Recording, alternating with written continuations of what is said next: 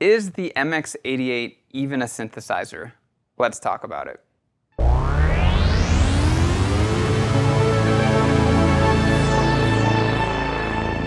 Hi, I'm Zach Marr from Alamo Music here in San Antonio, Texas. You can find us online at alamomusic.com. If you haven't already, hit the subscribe button, turn on your notifications. This is our Alamo Sound Lab channel, where we talk about all things music tech related. And today we're talking about the Yamaha MX88, which is kind of an entry-level synthesizer in the Yamaha product line. And I think this is a really interesting piece because I think the word synthesizer does not describe this thing accurately. And it's not a bad instrument. It's also, to me, really a strange kind of mix of workstation, key piano, home piano, and synthesizer that, like, the target audience, to me, could be any of those three. And really, for the price, if you were gonna do a home keyboard, like a P125 or a P515 or a YDP, one of those kind of entry-level weighted keyboards, you get a lot of bang for your buck and a lot of cool sounds with this piece. But at the same token, it's not really a synthesizer. It really more belongs in the lineage of the workstation and specifically the motif. From what I understand, and this is something we've been piecing together as we're telling the history of kind of digital synths and Synths That Time Forgot, and some like Is It Worth It videos on vintage synths from the 90s. This really plays more into the kind of digital AWM history that you find with Yamaha synths, starting all the way back with the SY series. I think even before that, the SY77, SY99. And then we did a video on the W5, which was kind of a proto workstation with a sequencer and just AWM2 sounds. And then you get the EX5, we also did a video on that. And then you get the motif. And the MX is really part of the motif heritage that goes all the way back through those other synthesizers as well. And it's mainly a preset board. It does have effects that you can edit, and it's got splits and layers and patterns and some basic kind of parameter editing, but it's a very, very basic parameter editing, and you really don't get into patch design or voice design. You're not able to get into the details, really. You're locked out. And so I'm not sure why the word synthesizer is being used with it. I think partially because it's a little more in vogue than workstation. Workstations had this 20-year arc where that was in the 90s, it was coming up, and then you have the Triton from Korg, and you have the Motif, and you have these kind of like iconic workstations that you got a little bit of everything, Swiss Army knife, and they really had a lot of staying power and were kind of the dominant thing that people bought. But with the MX88, you're seeing there's not really anything else. The Motif, I think, was released in 01, and then they had like the ES, and then the XF, and then like a whole bunch of like MOXF and MOX, and a whole bunch of like variations of it using similar technology with tweaking the effects, tweaking the things that you got in the board, the feature sets. And then the MX88 is one of the last ones. It may be the last one. It's been out since 2017, and it's really a stripped down version of it.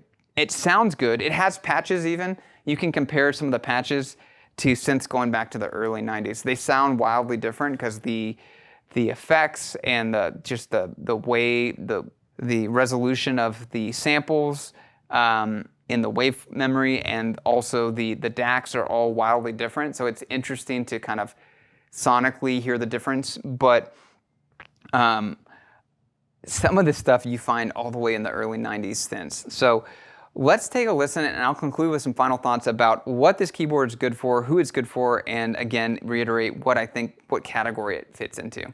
Let's listen to it.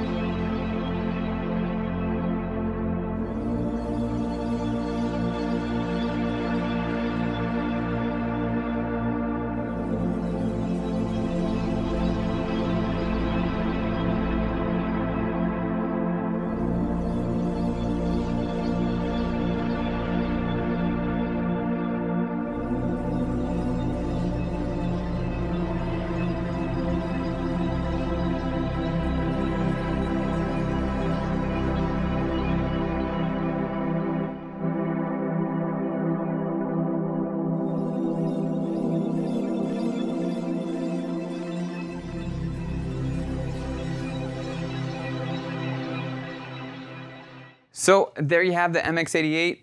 I stayed mainly in the synthesizer tones. I didn't go into the realistic tones because, again, I think those are great, but I think that's just, that's the workstation, and Yamaha's always had great realistic tones, but I don't think that's the market today. I think that was the journey from analog to digital, the pursuit of realism. Then you got into sampling, and you got more and more realistic sounds, higher quality sounds, more realism, and that went all the way into the workstation, and that was one of the main things people wanted. And you still have a great subset of kind of realistic sounds and really the Yamaha take on those.